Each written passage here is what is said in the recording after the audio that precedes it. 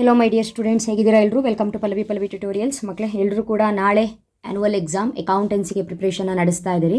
So ಈ ಒಂದು ವಿಡಿಯೋದಲ್ಲಿ ನಿಮಗೆ 26th ಕ್ವಶನ್ ನಂಬರಲ್ಲಿ ಕೇಳುವಂತಹ ಫೈನಾನ್ಸಿಂಗ್ ಆ್ಯಕ್ಟಿವಿಟೀಸ್ಗೆ ಸಂಬಂಧಪಟ್ಟಂತೆ ಕ್ಯಾಲ್ಕುಲೇಷನ್ಸ್ ಏನಿದೆ ಅದನ್ನು ಯಾವ ರೀತಿಯಾಗಿ ಮಾಡಬೇಕು ಅನ್ನೋದನ್ನು ಹೇಳ್ತಾ ಇದ್ದೀನಿ. ಸೊ ಅಕೌಂಟೆನ್ಸಿಗೆ ಸಂಬಂಧಪಟ್ಟಂತಹ ಎಲ್ಲ ಕ್ಲಾಸಸ್ಗಳು ನನ್ನ ಚಾನಲಲ್ಲಿ ಸಿಗುತ್ತೆ.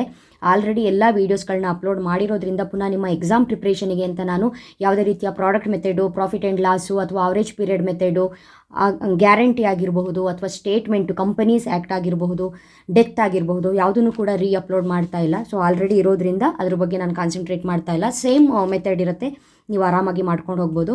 ಬಟ್ ಒಂದು ತಿಳ್ಕೊಳ್ಳಿ, ನಾಳೆ ನಿಮಗೆ ಎಕ್ಸಾಮಿಗೆ ಕೇಳುವಂತಹ ಕ್ವಶನ್ ನಂಬರ್ 6 ಮಾರ್ಕ್ಸಿಗೆ ಕೇಳುವಂತಹ 26th ಕ್ವಶನಲ್ಲಿ ಫೈನಾನ್ಸಿಂಗ್ ಆ್ಯಕ್ಟಿವಿಟಿ ಬೇಕಿದ್ರೂ ಕೇಳಬಹುದು, ಆಪರೇಟಿಂಗ್ ಆ್ಯಕ್ಟಿವಿಟಿ ಬೇಕಿದ್ರೂ ಕೇಳಬಹುದು, ಇನ್ವೆಸ್ಟಿಂಗ್ ಆ್ಯಕ್ಟಿವಿಟೀಸ್ ಬೇಕಾದರೂ ಕೇಳಬಹುದು. ಸೊ ನಿಮ್ಮ ಪ್ರಿಪ್ರೇಟರಿ ಎಕ್ಸಾಮಲ್ಲಿ ಆಪರೇಟಿಂಗ್ ಕೇಳಲಿಲ್ಲ, ಫೈನಾನ್ಸಿಂಗು ಇನ್ವೆಸ್ಟಿಂಗು ಮಾತ್ರ ಇದೆ. ಸೊ ಫೈನಾನ್ಸಿಂಗು ಇನ್ವೆಸ್ಟಿಂಗನ್ನು ನಾನಿಲ್ಲಿ ಇವಾಗ ಸದ್ಯಕ್ಕೆ ಇವತ್ತು ಹೇಳ್ಕೊಡ್ತೀನಿ. ಆಪರೇಟಿಂಗ್ ಆ್ಯಕ್ಟಿವಿಟಿಯನ್ನು ಆಲ್ರೆಡಿ ಹೇಳ್ಕೊಟ್ಟಾಗೋಗಿದೆ, ಅದರದ್ದು ಲಿಂಕನ್ನು ಹಾಕಿರ್ತೀನಿ. ನೀವೇನಾದರೂ ಅದನ್ನು ಕಲ್ತ್ಕೊಳ್ಳೋದಕ್ಕೆ ತಯಾರಿದ್ದೀರಿ, ನಿಮಗೆ ಓದ್ಕೊಳ್ಳೋಕ್ಕಾಗತ್ತೆ, ಉಳಿದಿರೋ ಲೆಕ್ಕಗಳಿಗೆಲ್ಲ ನೀವು ಪಕ್ಕ ಇದ್ದೀರಿ ಅಂತ ಹೇಳಿದ್ರೆ ಆ ಒಂದು ಪ್ರಾಬ್ಲಮ್ನ ನೀವು ಕಲ್ತ್ಕೊಳ್ಬಹುದು. ಆಯಿತಾ? ನೆಕ್ಸ್ಟು 12 ಮಾರ್ಕ್ಸಿಗೆ ಬಂದರೆ ಅಡ್ಮಿಷನ್ ಆಗಿರಬಹುದು, ರಿಟೈರ್ಮೆಂಟ್ ಆಗಿರಬಹುದು, ಡಿಸಲ್ಯೂಷನ್ ಆಗಿರಬಹುದು, ಕಂಪ್ಯಾರೇಟಿವ್ ಆಗಿರಬಹುದು, ಕಾಮನ್ ಸೈಜ್ ಆಗಿರಬಹುದು. ಈ 5 ಪ್ರಾಬ್ಲಮ್ಸು ಕೂಡ ನಾನು ನಿಮಗೆ ಅರ್ಥ ಆಗೋ ರೀತಿಯಲ್ಲಿ ಅಪ್ಲೋಡ್ ಮಾಡಿ ಆಗಿದೆ. ಸೊ ಇದಿಷ್ಟಕ್ಕೆ ಪಕ್ಕ ಆದರೆ ನೀವು 3 ಪ್ರಾಬ್ಲಮ್ಸ್ ಆರಾಮಾಗಿ ಅಟೆಂಡ್ ಮಾಡ್ಬೋದು. ಅಡ್ಮಿಷನು ಇಲ್ಲ ರಿಟೈರ್ಮೆಂಟಲ್ಲಿ ಒಂದೇ ಬರೋಕ್ಕೆ ಸಾಧ್ಯ. ಅಡ್ಮಿಷನ್ ಆದರೂ ಬರ್ಬೋದು, ರಿಟೈರ್ಮೆಂಟ್ ಆದರೂ ಬರ್ಬೋದು. ನೆಕ್ಸ್ಟು ನಿಮಗೆ dissolution, guarantee problem, then comparative common ಸೈಜಲ್ಲಿ ಒಂದು ಬರುತ್ತೆ. ಅದು ಬಿಟ್ಟು issue of shares, issue of debentures ಬೇಕಾದರೂ ನೋಡ್ಕೊಳ್ಬೋದು, ರೇಷಿಯೋಸ್ ಬೇಕಿದ್ರೂ ನೀವು ಕ್ಯಾಲ್ಕುಲೇಟ್ ಮಾಡ್ಕೊಳ್ಬೋದು. ಅಡ್ಮಿಷನು ರಿಟೈರ್ಮೆಂಟಲ್ಲಿ ಯಾವ ಲೆಕ್ಕ ಬರುತ್ತೋ ಅದು 6 ಮಾರ್ಕ್ಸಿಗೆ ಅದ್ರ ಆಪೋಸಿಟಲ್ಲಿ ರೇಷಿಯೋ ಬರುತ್ತೆ, ಐದರ್ ಸ್ಯಾಕ್ರಿಫೈಸ್ ಆರ್ ಗೇನ್ ರೇಷಿಯೋ ಬರುತ್ತೆ. ಓಕೆನಾ? ಹಾಗಾದರೆ ಟೈಮ್ ವೇಸ್ಟ್ ಮಾಡೋದು ಬೇಡ. ಫೈನಾನ್ಸಿಂಗ್ ಆ್ಯಕ್ಟಿವಿಟೀಸ್ ಹೇಗಿದೆ ನೋಡೋಣ. ನೋಡಿ, ಇನ್ವೆಸ್ಟಿಂಗ್ ಆ್ಯಕ್ಟಿವಿಟೀಸ್ ಲೆಕ್ಕದಲ್ಲಿ ಒಂದೇ ಅಮೌಂಟ್ ಇರುತ್ತೆ. ಸೊ ಅದರಲ್ಲಿ ನೀವು ಬಿಸ್ನೆಸ್ಸಿಗೆ ಅಮೌಂಟ್ ಬಂದಿದ್ದು ಹೋಗಿದ್ದು ಕ್ಯಾಲ್ಕುಲೇಷನಲ್ಲಿ ಇನ್ವೆಸ್ಟಿಂಗ್ ಆ್ಯಕ್ಟಿವಿಟೀಸ್ ಪ್ರಾಬ್ಲಮ್ನ ಮಾಡ್ಬೋದು. ಬಟ್ ಇಲ್ಲಿ ಫೈನಾನ್ಸಿಂಗ್ ಆ್ಯಕ್ಟಿವಿಟಿ ಅಂತ ಬಂದಾಗ 2 ಅಮೌಂಟ್ ಇರುತ್ತೆ. ಓಕೆನಾ? Starting date, end date. ಇದು ಸ್ಟಾರ್ಟಿಂಗ್ ಡೇಟು, ಇದು ಬಿಸ್ನೆಸ್ಸಿನ ಎಂಡ್ ಡೇಟು. ನಾವು ಕಾಲಮ್ನ ಹಾಕ್ಕೊಂಡು ಪ್ರಾಬ್ಲಮ್ನ ಮಾಡ್ತಾ ಹೋಗೋಣ. Cash flows from financing activities for the year ending 31st March 2025. ಓಕೆನಾ? ಇಷ್ಟಾದ್ರ ಮೇಲೆ ಪರ್ಟಿಕ್ಯುಲರ್ಸ್. ಇನ್ನೊಂದು ಕಾಲಮ್ ಹಾಕ್ಕೊಳ್ಬೋದು ನೀವು, ಇನ್ನರ್ ಕಾಲಮ್ ಅಂತ. ಬಟ್ ನೀಡಿಲ್ಲ. ಕ್ಯಾಲ್ಕುಲೇಷನ್ ನಿಮಗೆ ಅರ್ಥ ಆಯಿತು ಅಂತ ಹೇಳಿದ್ರೆ ನೀಡಿರೋದಿಲ್ಲ. ಸೊ ಯಾವ ರೀತಿಯಾಗಿದೆ ಅಂತ ನೋಡ್ತಾ ಹೋಗಿ. ಫಸ್ಟು ಪ್ರಿಫರೆನ್ಸ್ ಶೇರ್ ಕ್ಯಾಪಿಟಲ್ ಇದೆ, ಈಕ್ವಿಟಿ ಶೇರ್ ಕ್ಯಾಪಿಟಲ್ ಇದೆ, ಸೆಕ್ಯೂರ್ಡ್ ಲೋನ್ ಇದೆ, 10% ಡಿಬೆಂಚರ್ಸ್ ಇದೆ, 1 2 3 4 ಇದೆ. ಈ 4ನ ಹಾಗೆ ಬರ್ಕೊಳ್ಳಿ. ನೋಡಿ, preference share capital, equity share capital, secured loan, 10% debentures. So ಇಲ್ಲಿ ಎಷ್ಟು ಕೊಟ್ಟಿದ್ದಾರೋ ಅಷ್ಟನ್ನು ಬರ್ಕೊಳ್ಳಿ ಅಂತ ಹೇಳಿದೆ. ಯಾಕಂತ ಹೇಳಿದ್ರೆ ಪ್ರಿಪ್ರೇಟರಿ ಪೇಪರಲ್ಲಿ 2 ಕೊಟ್ಟಾಗ ಆ ಎರಡೂ ಕೂಡ ಇಲ್ಲಿ ಅದೇ ರೀತಿ ಬರ್ಕೊಳ್ಬೇಕು. ಬರ್ಕೊಂಡ್ರಲ್ಲ, ಬರ್ಕೊಂಡಾದ್ರ ಮೇಲೆ ಸೊ ಇಲ್ಲಿ ಅಮೌಂಟ್ ಕಡೆ ಗಮನ ಇರಲಿ. First preference share capital, correct ಅಲ್ವಾ? ಏನು ಕೊಟ್ಟಿದ್ದಾರೆ ಅಮೌಂಟು? ಸ್ಟಾರ್ಟಿಂಗ್ ಇಯರು, ಎಂಡಿಂಗ್ ಇಯರ್ದು ಕೊಟ್ಟಿದ್ದಾರೆ. ನೀವೇನು ಮಾಡಬೇಕು? ಫಸ್ಟು ಎಂಡ್ ಇಯರ್ ಬರ್ಕೊಳ್ಬೇಕು. ಇಲ್ಲಿ 5 lakh ಇದೆ. ಸೊ 5 lakh ಬರೀರಿ. ಓಕೆನಾ? ಮೈನಸ್ ಎಂಡ್ ಅಮೌಂಟಿಂದ ಫಸ್ಟ್ ಅಮೌಂಟನ್ನು, ಇಯರ್ ಎಂಡಿನ ಅಮೌಂಟಿಂದ ಇಯರ್ ಸ್ಟಾರ್ಟಿಂಗ್ ಅಮೌಂಟನ್ನು ಲೆಸ್ ಮಾಡಬೇಕು. ಸೊ 5 lakhಲ್ಲಿ 4 lakh ಮೈನಸ್ ಮಾಡಿದರೆ, 5ಅಲ್ಲಿ 4 lakh ಮೈನಸ್ ಮಾಡಿದರೆ ಆರಾಮಾಗಿ 5ಅಲ್ಲಿ 4 ಮೈನಸ್ ಮಾಡ್ಬೋದಲ್ವಾ? ಎಷ್ಟು ಉಳಿಯುತ್ತೆ? 1 lakh ಉಳಿಯುತ್ತೆ. ನೆನ್ಪಿಟ್ಕೊಳ್ಳಿ, 1 lakh. ಇದು ಪ್ಲಸ್. ಯಾಕಂತ ಹೇಳಿದ್ರೆ ಎಂಡಲ್ಲಿ ಜಾಸ್ತಿ ಇದೆ, ಎಂಡಲ್ಲಿ ಜಾಸ್ತಿ ಇದೆ, ಫಸ್ಟಲ್ಲಿ ಕಡಿಮೆ ಇದೆ. 5ರಲ್ಲಿ 4 ಆರಾಮಾಗಿ ಕಳೆದಿದ್ದೀರಿ, ಪ್ಲಸ್ 1 lakh ಸಿಕ್ತು. ನೀವು ಇಲ್ಲೇನು ಮಾಡ್ಬೋದು? 1 lakh ಪ್ಲಸ್ ಅಮೌಂಟನ್ನು ಡೈರೆಕ್ಟಾಗಿ ಬರ್ಕೊಳ್ಬಹುದು. ಇದಕ್ಕೆ ನೀವು ಪ್ಲಸ್ ಅಂತ ಬರೀಬೇಕು, ಇಲ್ಲಾಂದರೆ ಪ್ರಾಬ್ಲಮ್ ಆಗುತ್ತೆ. ಪ್ಲಸ್. ಓಕೆನಾ? ನೆಕ್ಸ್ಟು ಈಕ್ವಿಟಿ ಶೇರ್ ಕ್ಯಾಪಿಟಲಿಗೆ ಬನ್ನಿ. ಇಲ್ಲಿ ನೋಡಿ, ಎಂಡಲ್ಲಿ ಎಷ್ಟಿದೆ? ಫಸ್ಟ್ ಎಂಡ್ ಅಮೌಂಟ್ ತೊಗೊಳ್ಳಿ, ಕನ್ಫ್ಯೂಸ್ ಆಗಬೇಡಿ. ಎಂಡ್ ಅಮೌಂಟ್ ತೊಗೊಳ್ಳಿ. ಎಷ್ಟಿದೆ?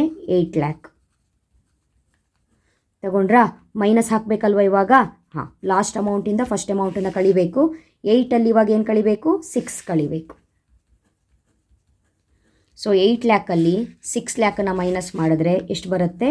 2 lakh ಬರುತ್ತೆ. ಸೊ ಈ 2 lakh 8ಅಲ್ಲಿ 6 ಆರಾಮಾಗಿ ನಾವು ಲೆಸ್ ಮಾಡ್ಬೋದು. So plus 2 lakh. ಕರೆಕ್ಟಾ? Next secured loan. ಇಲ್ಲಿ 4,50,000 ಇದೆ, ಇಲ್ಲಿ 3,50,000 ಇದೆ. ಇದಕ್ಕಿಂತ ಇಲ್ಲಿ ಕಡಿಮೆನೇ ಇದೆ. ಕಡಿಮೆ ಇದ್ರೂ ಕೂಡ ರೂಲ್ಸ್ ಪ್ರಕಾರ ಫಸ್ಟ್ ಎಂಡೇ ತಗೋಬೇಕಲ್ಲ. ರೂಲ್ಸ್ ಪ್ರಕಾರ ಫಸ್ಟ್ ಎಂಡ್ ಅಮೌಂಟ್ ತಾನೇ ತೊಗೋಬೇಕು. ಹಾಗಾದರೆ ಬರ್ಕೊಳ್ಳಿ 3,50,000 ಮೈನಸ್ ಫಸ್ಟ್ ಅಮೌಂಟು 4,50,000 ಲೆಸ್ ಮಾಡಿದಾಗ ಸ್ಮಾಲ್ ಅಮೌಂಟಲ್ಲಿ ಬಿಗ್ ಅಮೌಂಟನ್ನು ಲೆಸ್ ಮಾಡಿದಾಗ ಚಿಕ್ಕ ನಂಬರಲ್ಲಿ ದೊಡ್ಡ ನಂಬರ್ನ ಲೆಸ್ ಮಾಡಿದಾಗ ಸೊ ಏನು ಬರುತ್ತೆ ಆನ್ಸರು 3.5 ಲಕ್ಷದಲ್ಲಿ 4.5 ಲಕ್ಷ ಹೋದರೆ -1.5 ಲಕ್ಷ ಸಿಗುತ್ತೆ. ಸರಿ, -1 ಲ್ಯಾಕ್. 3.5ಯಲ್ಲಿ 4.5 ಹೋದರೆ -1 ಲ್ಯಾಕ್. ಕರೆಕ್ಟಾ? 3.5ಯಲ್ಲಿ 4.5ನ ಕಳೆದಿದ್ದಕ್ಕಾಗಿ ಚಿಕ್ಕದ್ರಲ್ಲಿ ದೊಡ್ಡದನ್ನ ಕಳೆದಿದ್ದಕ್ಕಾಗಿ ಮೈನಸ್ ಬಂತು. ದೊಡ್ಡದ್ರಲ್ಲಿ ಚಿಕ್ಕದು ಕಳೆದ್ರೂ ಮೈನಸ್ ಬರಲ್ಲ, ಚಿಕ್ಕ ನಂಬರಲ್ಲಿ ದೊಡ್ಡ ನಂಬರ್ ಕಳೆದ್ರೇ ಮೈನಸ್ ಬರೋದು. ಸೊ ಅಲ್ಲಿಗೆ ಏನಾಯಿತು -1 ಲ್ಯಾಕ್. ನೆಕ್ಸ್ಟು ಡಿಬೆಂಚರ್ಸು ಎಷ್ಟಿದೆ? ಇಲ್ಲಿ 3 ಲ್ಯಾಕ್ ಇದೆ, ಇಲ್ಲಿ 4,50,000 ಇದೆ. ಫಸ್ಟು ಲಾಸ್ಟ್ ಅಮೌಂಟ್ ತಾನೇ ಬರ್ಕೊಳ್ಬೇಕು. ಬರ್ಕೊಳ್ಳಿ 4,50,000 minus first amount 3 lac. So ಇಲ್ಲಿ ಆರಾಮಾಗಿ 4 ಲ್ಯಾಕಲ್ಲಿ 3 ಲ್ಯಾಕು ಹೋಗುತ್ತೆ. ಹಾಗಾಗಿ 4,50,000ಅಲ್ಲಿ 3 ಲ್ಯಾಕ್ ಹೋದರೆ 1,50,000 ಬರುತ್ತೆ. ಸೊ ಆರಾಮಾಗಿ ಕಳೆದಿದ್ದೀವಿ. ಪ್ಲಸ್ ಇದು 1,50,000. ಕರೆಕ್ಟಾ? ಮುಗೀತು. ಇಷ್ಟೇ, ಇದಿಷ್ಟು ಫಸ್ಟ್ ಬರ್ಕೊಳ್ಬೇಕು. ಲಾಸ್ಟ್ ಇಯರ್ ಎಂಡಿನ ಅಮೌಂಟಿಂದ ಇಯರ್ ಫಸ್ಟಿನ ಅಮೌಂಟನ್ನೇ ಕಳಿಬೇಕು. ಜಾಸ್ತಿ ಆದರೂ ಇರಲಿ, ಕಡಿಮೆ ಆದರೂ ಇರಲಿ. ಇದರಿಂದ ಇದು, ಇದರಿಂದ ಇದು, ಇದರಿಂದ ಇದು, ಇದರಿಂದ ಇದು. ಓಕೆನಾ? ಈ ಅಮೌಂಟಿಂದ ಈ ಅಮೌಂಟ್ ಕಳೆಯುವಾಗ ಈ ಕಡೆ ಅಮೌಂಟೇ ಜಾಸ್ತಿ ಇದ್ದರೆ ಪ್ಲಸ್ ವ್ಯಾಲ್ಯೂ ಬರುತ್ತೆ. ಈ ಕಡೆ ಅಮೌಂಟ್ ಕಡಿಮೆ ಇದ್ದು ಈ ಕಡೆ ಅಮೌಂಟೇ ಜಾಸ್ತಿ ಇದ್ದರೆ ಮೈನಸ್ ವ್ಯಾಲ್ಯೂ ಬರುತ್ತೆ. ಅದು ನೀವು ಕಳೆಯೋದ್ರಲ್ಲೇ ನಿಮಗೆ ಗೊತ್ತಾಗ್ಬಿಡುತ್ತೆ. ನೆಕ್ಸ್ಟ್ ಅದಾದ್ರ ಮೇಲೆ ಅಡ್ಜಸ್ಟ್ಮೆಂಟ್ ಕೊಟ್ಟಿದ್ದಾರೆ. ಇಲ್ಲಿ ಡಿವಿಡೆಂಡ್ ಪೇಯ್ಡ್ ಅಂತ ಇದೆ, ನೆಕ್ಸ್ಟು ಇಂಟ್ರೆಸ್ಟ್ ಪೇಯ್ಡ್ ಅಂತ ಇದೆ. ಓಕೆನಾ? ಸೊ ಅದೇ ಏನು ಕೊಟ್ಟಿದ್ದಾರೋ ಅದನ್ನು ಬರ್ಕೊಳ್ಳೋಣ. ಡಿವಿಡೆಂಡ್ ಪೇಯ್ಡ್, ಇಂಟ್ರೆಸ್ಟ್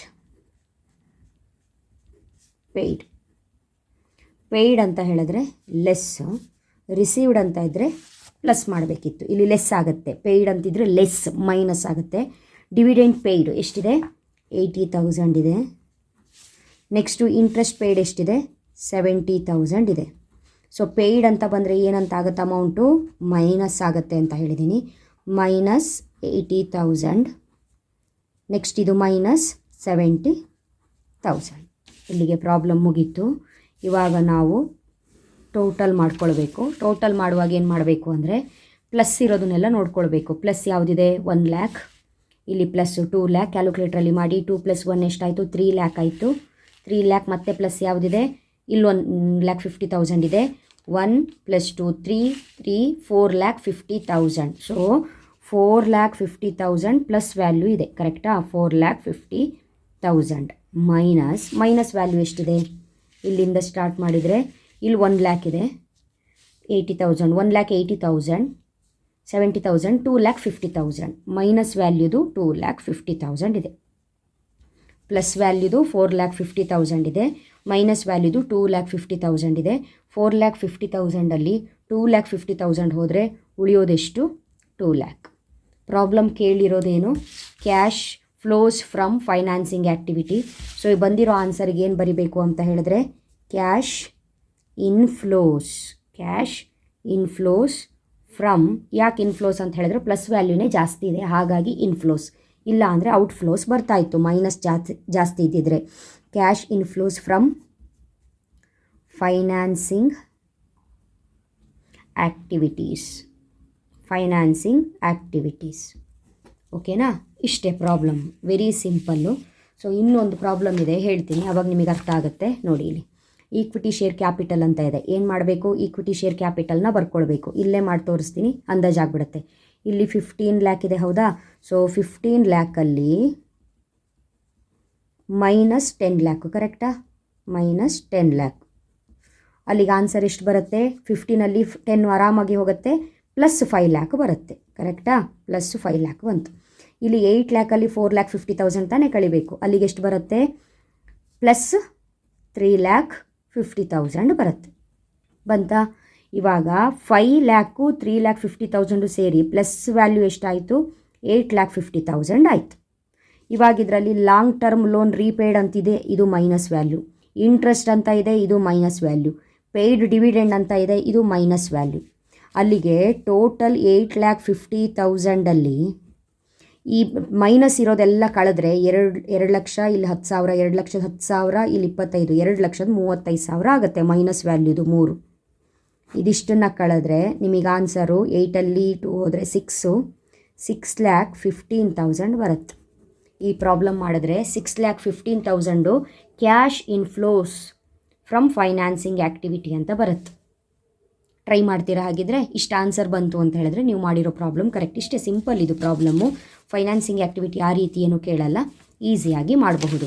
ಬಟ್ ಒಂದು ನೆನ್ಪಿಟ್ಕೊಳ್ಳಿ, ಇದು ಇಯರ್ ಸ್ಟಾರ್ಟಿಂಗು, ಇದು ಇಯರ್ ಎಂಡಿಂಗು. ಇಲ್ಲಿ ಅಮೌಂಟು ಕಡಿಮೆ ಆದರೂ ಇರಲಿ ಜಾಸ್ತಿ ಆದರೂ ಇರಲಿ ಅದು ಮ್ಯಾಟರ್ ಆಗಲ್ಲ. ಬಟ್ ಎಂಡ್ ಅಮೌಂಟಿಂದನೇ ಫಸ್ಟ್ ಅಮೌಂಟನ್ನು ಕಳಿಬೇಕು. ಎಂಡ್ ಅಮೌಂಟು ಜಾಸ್ತಿ ಇದ್ದರೆ ಪ್ಲಸ್ಸೇ ಬರುತ್ತೆ, ಎಂಡ್ ಅಮೌಂಟು ಕಡಿಮೆ ಇದ್ದರೆ ಮೈನಸ್ ವ್ಯಾಲ್ಯೂ ಬರುತ್ತೆ, ಅಷ್ಟೇ ಡಿಫ್ರೆನ್ಸ್. ನೆಕ್ಸ್ಟ್ ವೀಡಿಯೋದಲ್ಲಿ ಇನ್ವೆಸ್ಟಿಂಗ್ ಆ್ಯಕ್ಟಿವಿಟಿನೂ ಕೂಡ ಇಷ್ಟೇ ಸಿಂಪಲ್ಲಾಗಿ ಯಾವ ರೀತಿ ಮಾಡೋದು ಅಂತ ಹೇಳ್ಕೊಡ್ತೀನಿ. ಚೆನ್ನಾಗಿ ಪ್ರಿಪೇರ್ ಆಗಿ ಚೆನ್ನಾಗಿ ಓದ್ಕೊಳ್ಳಿ, ಗುಡ್ ಮಾರ್ಕ್ಸನ್ನು ತೆಗೀರಿ ಅಂತ ಹೇಳ್ತಾ ನೆಕ್ಸ್ಟ್ ವೀಡಿಯೋದಲ್ಲಿ ಮತ್ತೆ ಸಿಗ್ತೀನಿ. ಅಲ್ಲಿವರೆಗೂ ಚೆನ್ನಾಗಿ ಓದ್ಕೊಳ್ಳಿ. Thank you. All the best.